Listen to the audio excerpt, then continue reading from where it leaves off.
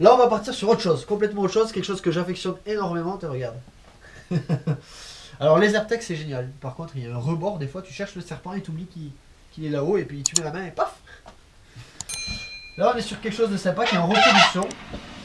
C'est du Python Brongersmé. Alors là, c'est de la mutation. Là, on est vraiment Alors sur, là, ça c'est beau ça. Et j'en connais des fans de ça. Ah, c'est génial ça. J'en connais.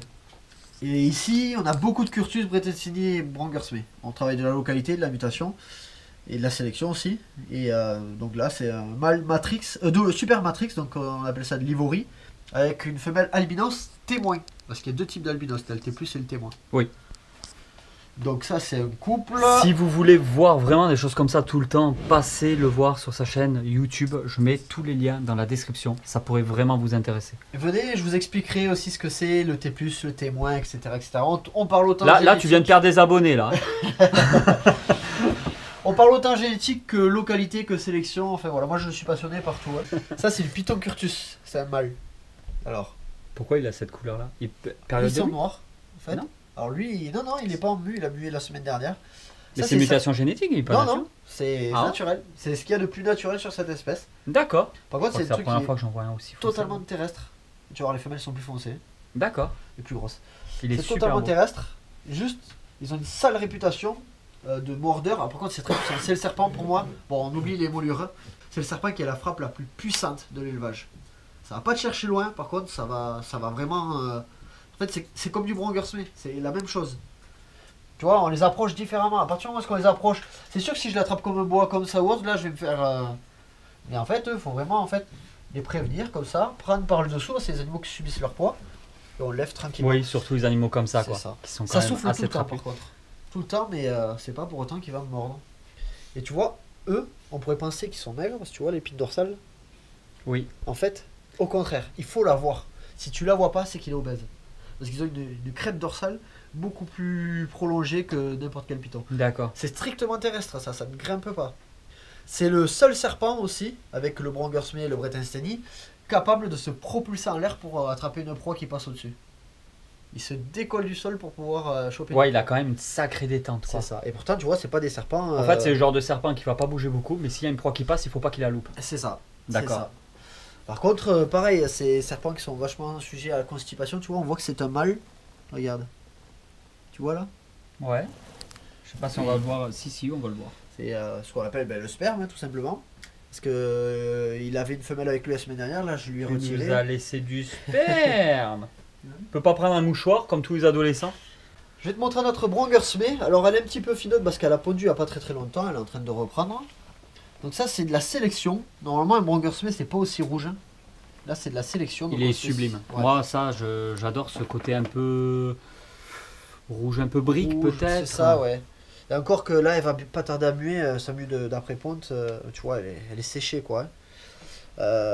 C'est de la sélection, donc moi j'appelle ça la redline. Normalement c'est plus orangé, voilà.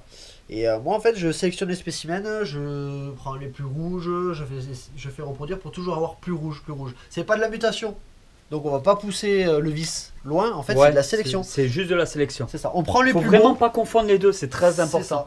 C'est pas la même chose du tout. On prend les plus beaux, on fait reproduire pour garder en fait, mais c'est comme dans la nature, le plus fort, le cerf par exemple, va se battre avec un autre cerf, le plus fort va gagner, va avoir le droit de s'accoupler, c'est pour garder les gènes des animaux les plus forts quoi.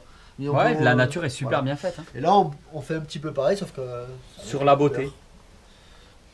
Donc Python Brongersmé, Python sanguin, donc dû à sa couleur, pas à son mode de vie. Python curtus, on revient du coup sur les femelles là, tu vois, un peu plus bousin.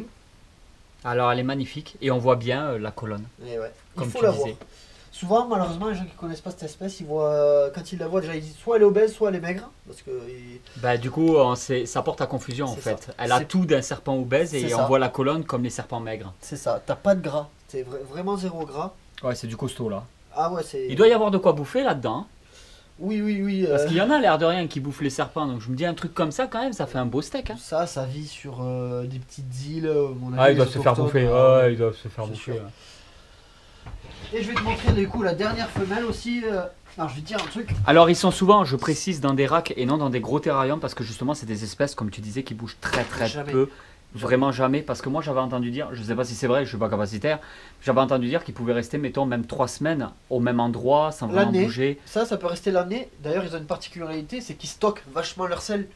Ça fait caca une fois ou deux par an. Par contre, quand ça le fait, tu vas à la pelle et à la balayette. D'accord, oui, parce qu'ils vont vraiment C'est rester au ça. même endroit, donc il faut pas que l'endroit soit Voilà. tout dégueulassé par leur sel aussi. Il quoi. reste, moi j'ai entendu dire, après est-ce que c'est vrai ou non, des spécimens peuvent rester un an dans le même terrier. Et en fait, alors c'est encore une autre théorie. Pourquoi est-ce qu'ils stockent autant en fait? C'est pour ne pas avoir déjà à sortir pour faire leurs besoins et éviter de faire leurs besoins dans leur terrier et se faire trahir par l'odeur des. Ah oui, ben Voilà. c'est C'est une théorie.